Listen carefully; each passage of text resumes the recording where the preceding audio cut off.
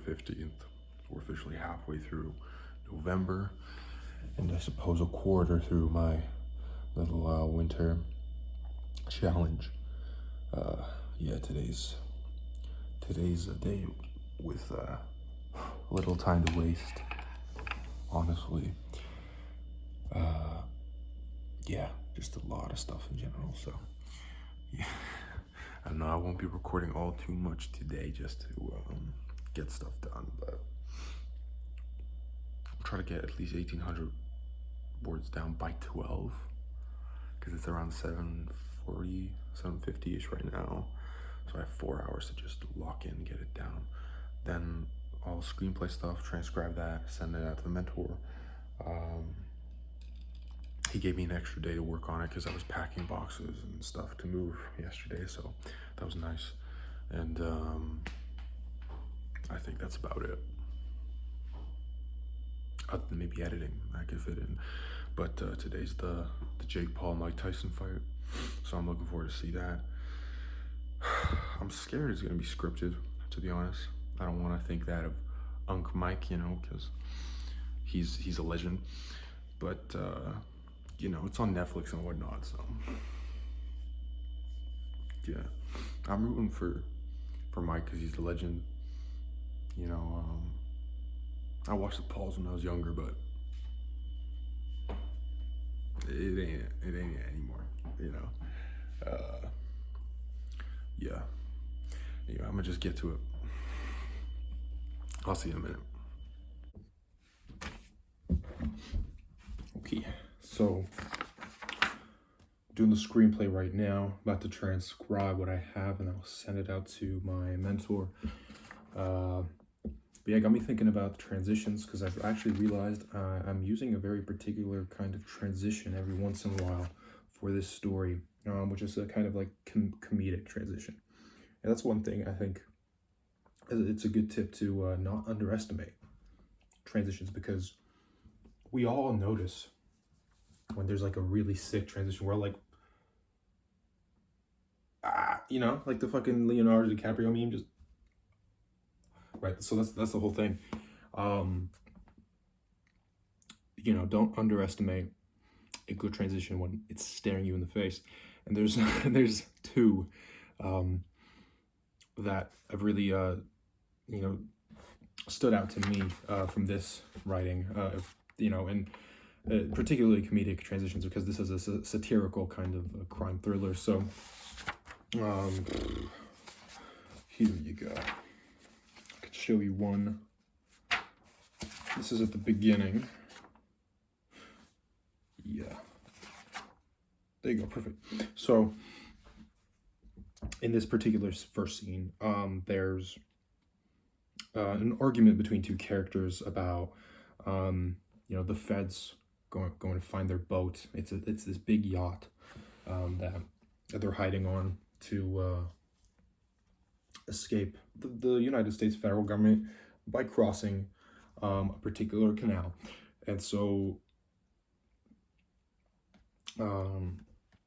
you know, the main character isn't convinced that the feds would find them, you know, because he's like, how would they know which boat it is? And quick transition to a master shot of the massive yacht that overlooks all other small boats. So it makes it very obvious in a way where, like, you know, it's funny because it's too obvious. You'd think that he would use a boat that would kind of hide his presence, that would just, you know, make him blend in, but he chose the opposite. And this is kind of a reverse psychology moment, you know. So there's a couple layers to it. So that's a counter transition that stood out to me. And then it, you know, shows exactly what's up. And then the other character argument is like, are we fucked or screwed or whatever? Yeah, he says screwed. You know, he doesn't swear. But this next one is, you know, my main character is an intern in this particular known establishment, and two upper not management, just two major people working there are you know, just saying good morning and whatnot. And they mention the main character because he's the intern. You know, he's got talent, but he's, you know, somewhat unruly. And then it transitions to a bathroom top shot from the ceiling of the main character snorting cocaine in in the stall.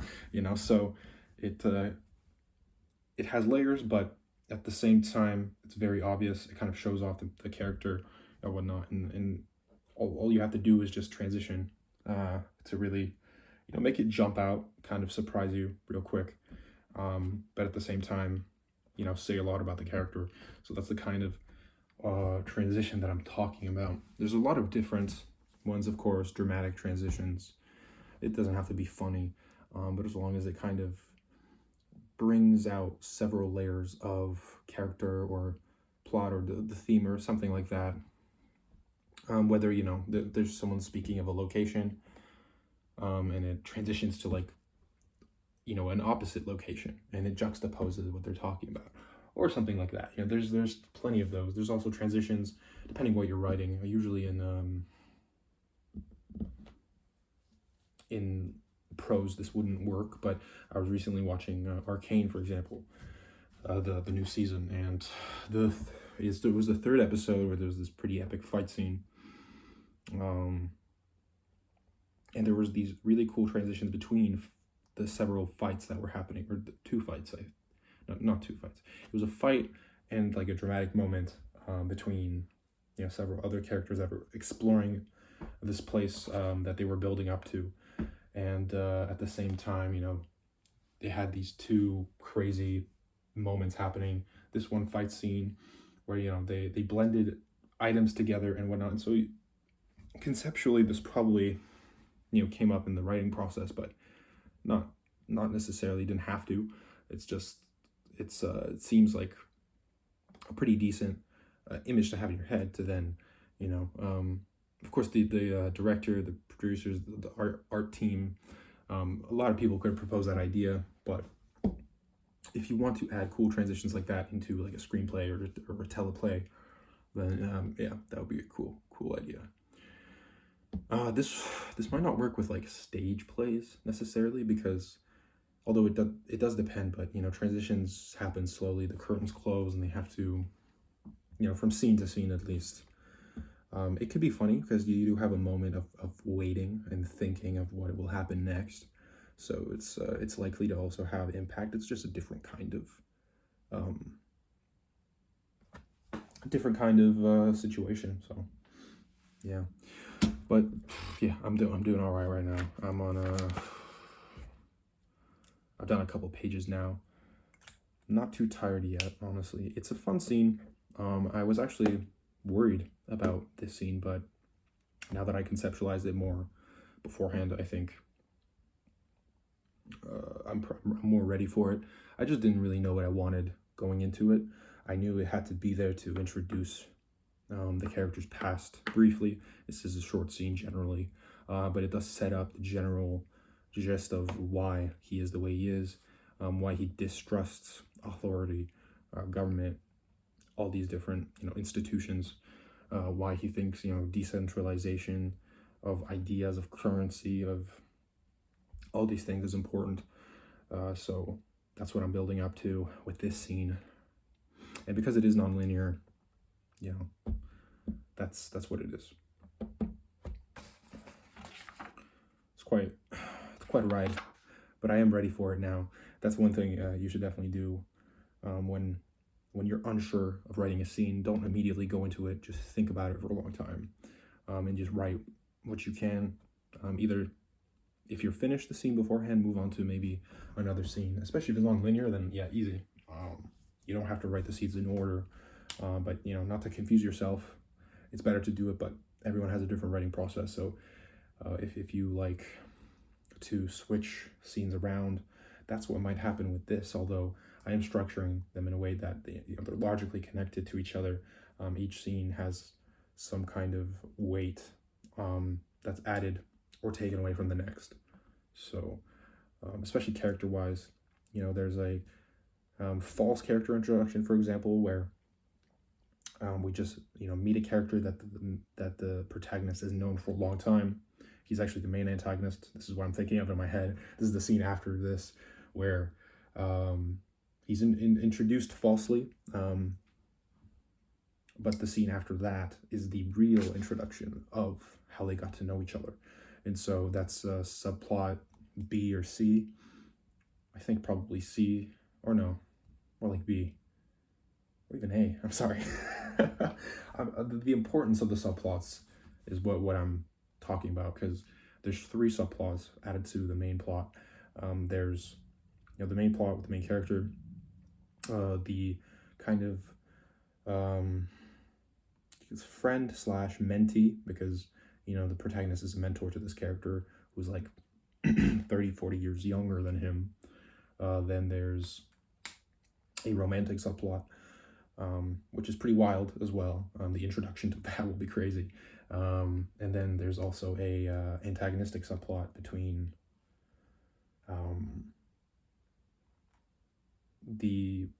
this like federal agent who is trying to catch the main character. So that's what's going on right now. But that's enough for me right now. I think I've yapped enough for this little tip section. So yeah, I think that's enough.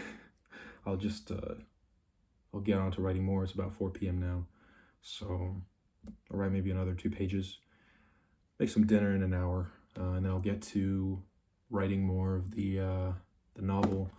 Jeez, I don't think I got much done at all. I got really distracted this morning. Not my intention.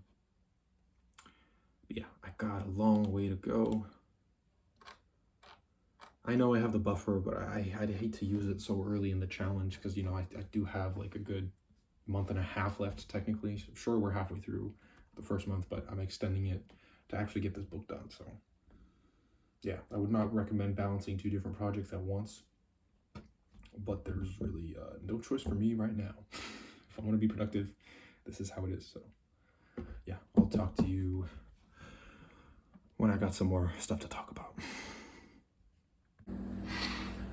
Oh, my back.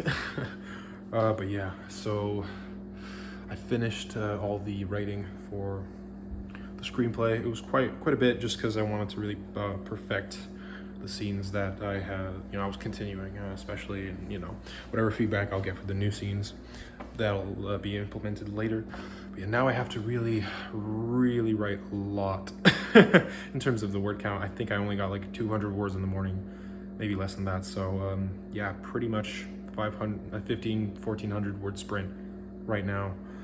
So can't make dinner, have to allocate that. Yeah, and then there's the Mike Tyson Jake Paul fight, so we're gonna have to watch that too. Can't be writing then, but could be writing after that too. So yeah, just a busy day. So hopefully I can let you know, but if not, then I'll just update you tomorrow. Well, maybe, might not be one of those days today, but yeah, daily word count gotta go up. Look at this little thing. Look at this little thing.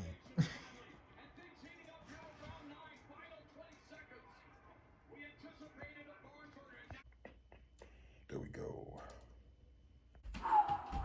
All right, I'm done. As you can tell, yeah, only 1,300 something words.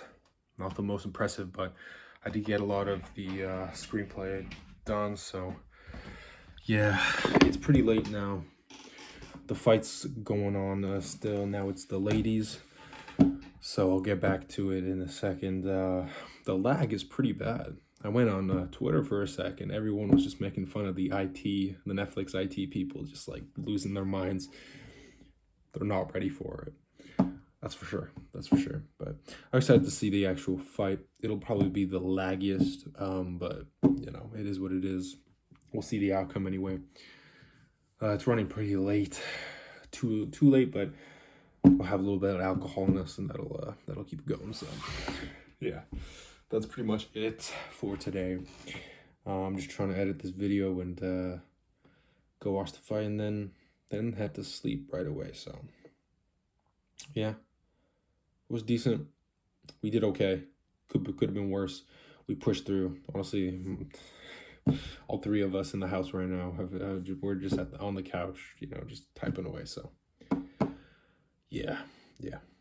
Day 15 over, halfway done NaNoWriMo, a quarter done my little winter challenge. So yeah, we're doing all right.